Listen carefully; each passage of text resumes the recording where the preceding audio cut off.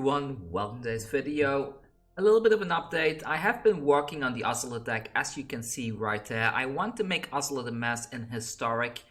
However, it's a bit of a problem. The issue that I am facing currently is that there are ridiculously many mono red decks in the format which remove your cards early on or simply burn you down by turn 3 or 4. I've had some examples of that over on Twitter.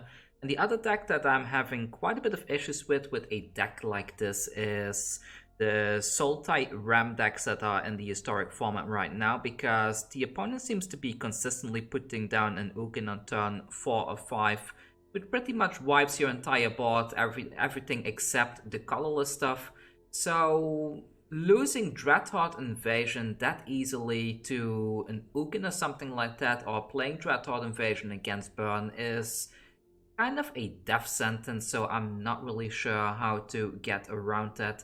Of course, I can still make the deck for Standard, which will function probably similarly, because in Standard as well, Ugin is everywhere, as well as Casualties of War, which removes a bunch of your stuff that you cannot really do anything against. So I'm sad to say that Ozolith Amass is now no longer a deck that is viable in Standard or Historic.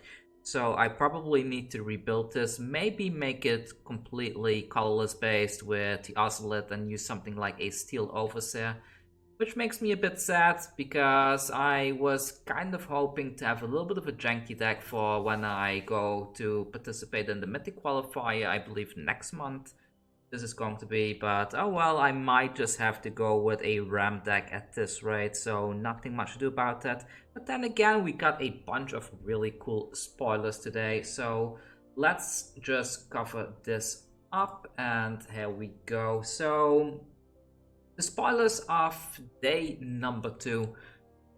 Rosa has asked me yesterday in yesterday's videos if there's any land destruction, and yes, there is. We have this cool card on the left, Cleansing Wildfire. Destroy target land and its controller may search their library for a basic land card, puts on the battlefield tapped, and then shuffles their library, and you draw a card. So this cantrips, and you can kind of mess with your opponent by forcing them to remove a land off the field during your turn.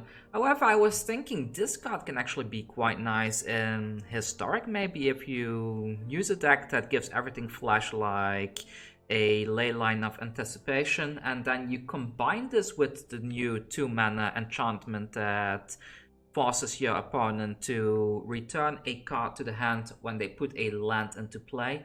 Then in a flash scenario, this can kind of serve as a anti-ramp. You understand what I mean? Like, you have your enchantment on the field, you have your leyline on the field, and then you cast this during their turn after they have already played a land.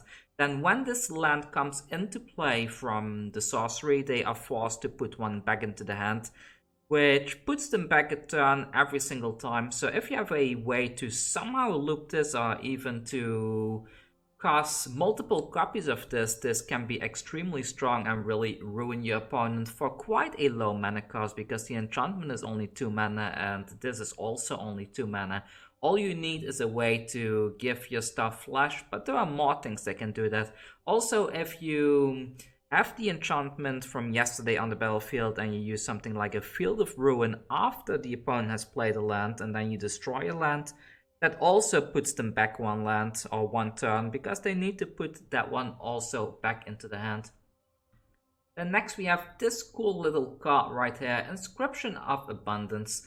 It costs 2 mana, you get to pick one of these options. Cards like this that have multiple options that are all quite decent are always quite good. But the thing I'm most excited about is that this third effect right there, like target creature you control fights target creature you don't control.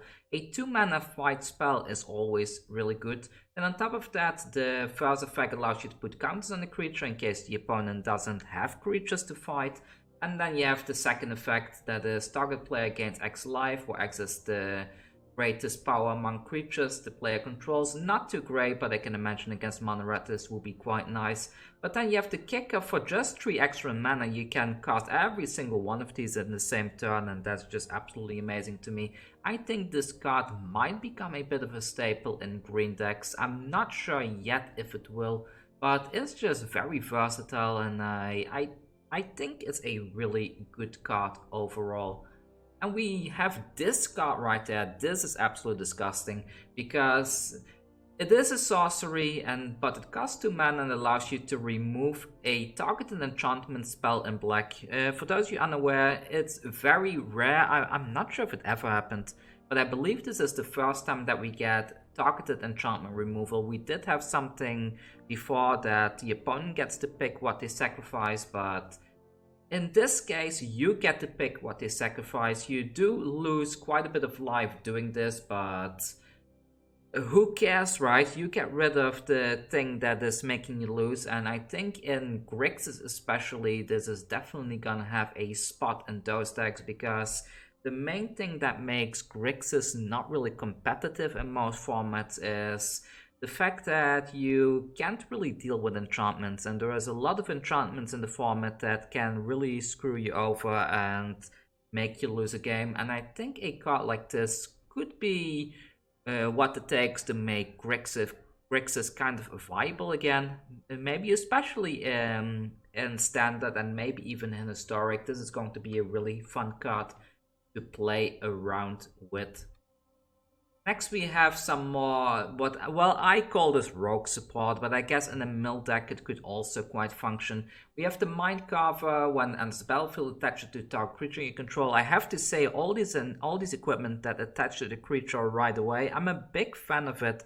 I don't like the equipment costs, and I think having things like this kind of makes them viable, especially at a 1 mana slot where you get +1/+0, which is already quite nice, but the second effect of this card is it gets +3/+1 instead, as long as the opponent has 8 or more cards in their graveyard. So with the way that rogues are functioning right now, it looks like rogue have kind of like a mill subtype, and they benefit from the opponent having 8 or more cards in their graveyard. So this is great. This is well, can I call it a lightning bolt? It's almost like a lightning bolt that doesn't go away and just keeps on boosting your creatures infinitely. If you put this on a Guild Enforcer, they become extremely beefy, like a 6 attack power, something like 6 power. I think that's something that will be very hard to deal with and can really function well in aggro scenario.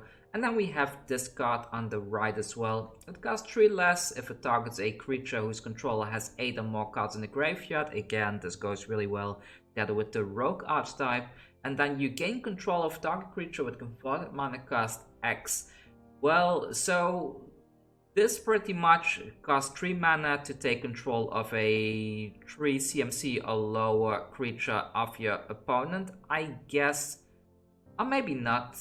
I mean, it's can you choose? I guess you can still choose the X even if it costs less, right? So you can still choose 0 to 3, so you can pick something of theirs and put it on your side. And the more mana you have, the more powerful this Lol Mage's Dominion is going to be. I think this is quite a good win con, especially with Zareth that we showed in the video yesterday. Together with this, you can kind of start playing your opponent's deck and keep stealing their stuff and keep putting stuff from their graveyard onto your battlefield, and I quite like it. I think this is a card that is probably going to be played quite a lot. Again, a sorcery that always is a bit sad that it's not an instant spell, but I'm excited for this one. I think this is going to be a lot of fun.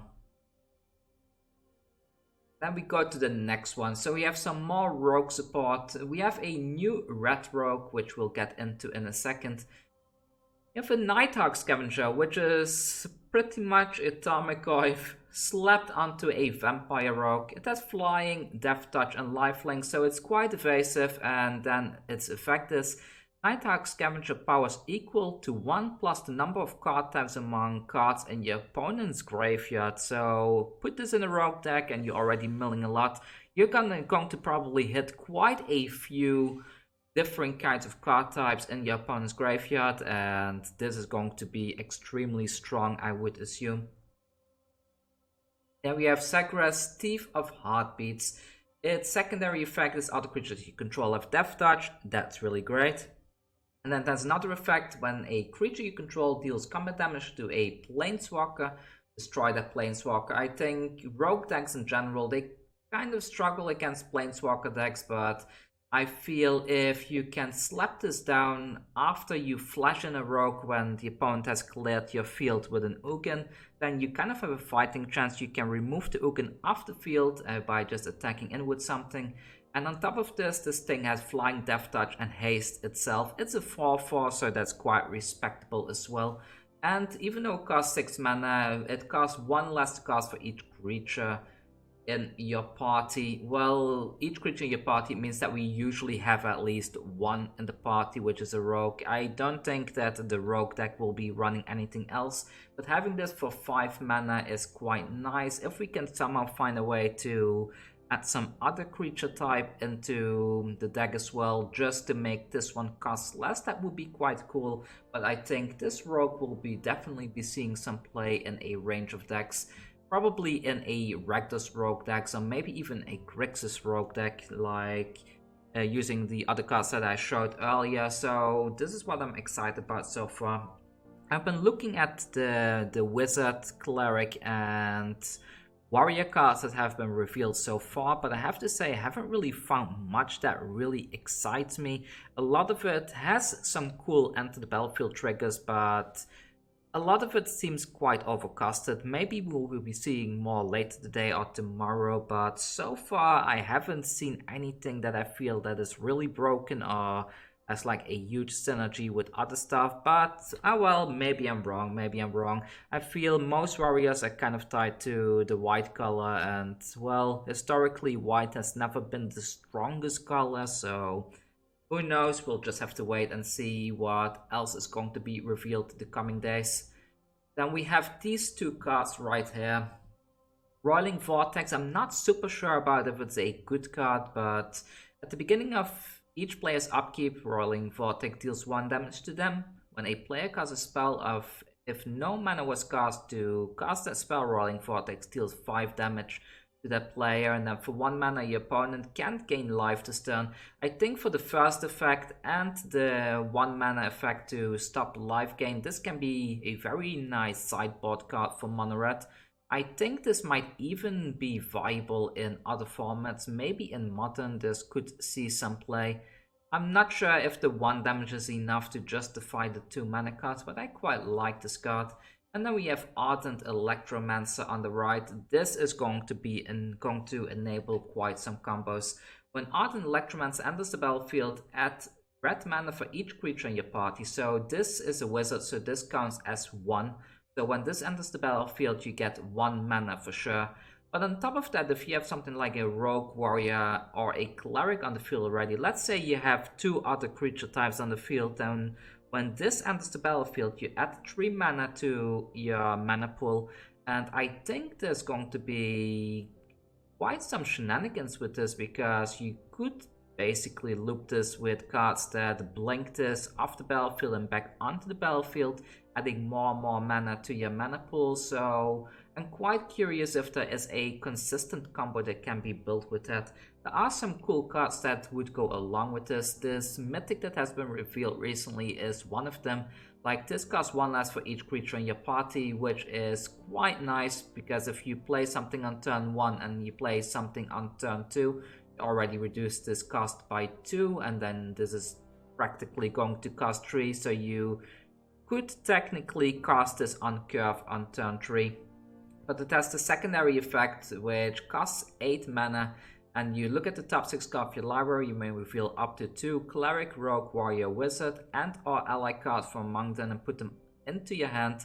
Put the rest in the bottom of your library in any order. I think the mana cost of this is kind of a lot, but I think to have an early 4/6 on the field as early as turn 3 can be quite good in a deck like Mono White maybe, so I'm quite curious how this is going to work. And if you play something like Boros, having the Electromancer on top of it as well. Like, let's say you play the Electromancer on turn 3, you get 3 mana, and if you somehow have a way to manipulate that mana into a white mana and you cast this one on top of that, then I think that could be quite cool as well. Another card that I think will work really well with the Electromancer is Outlaw's Merriment. It's just 4 mana, but every single turn it generates a warrior, cleric, or rogue token. And this is like almost a complete party in one card, so I'm quite curious if that's going to have some fun shenanigans as well. Anyways, that's all from me for day 2 spoilers so far. Those are the cards that excite me personally the most, that I want to brew around with. The Electromancer really wants me to brew some kind of Party Matters Boros deck. I hope, I'm not sure if there is, but I hope there's going to be something like a rogue in white or red. I know we have the Robber of the Rich for sure, which is quite nice.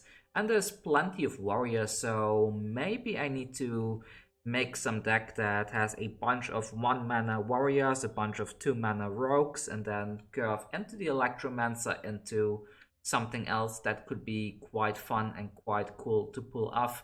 And having Outlaw's Merriment at the end of it all is quite cool as well, because it just keeps on putting nice tokens onto the field. Anyways, that's all from me for today. I'm happy with the spoiler so far. The set looks really cool, and I really wish I had the money to be able to buy a couple of booster boxes of this and open them on the channel. Unfortunately, I'm completely broke by now, so buying boxes is not really going to be a thing this set, so I have to stick to maybe picking up a couple of the commons and uncommons and singles, but it's a really fun set, and I'm happy that fetch lands are being reprinted. I said that yesterday as well. Even though they are a bit scarce, reprinted, I think it will help to reduce the cost a little bit, which can be good for people that like eternal formats.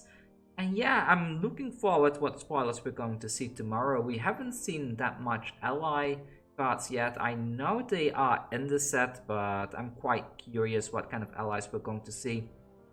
I'm also quite curious what cards are in the so-called the list, the special cards that you get in the set booster packs. So kind of curious if there's going to be some really cool cards in there as well. Also, a big thank you to the Hellblazer that joined the Patreon yesterday. We are now a small step closer to be able to keep on paying for all the initial costs that go into making these videos, like all the Adobe and internet and stuff like that. So I'm really happy that more of the costs are covered now. So a big thank you to you for helping me out like that. Anyways, that's all from me for today, and if there's anybody else, like I said, if you want to join the Patreon, there is a link down in the description.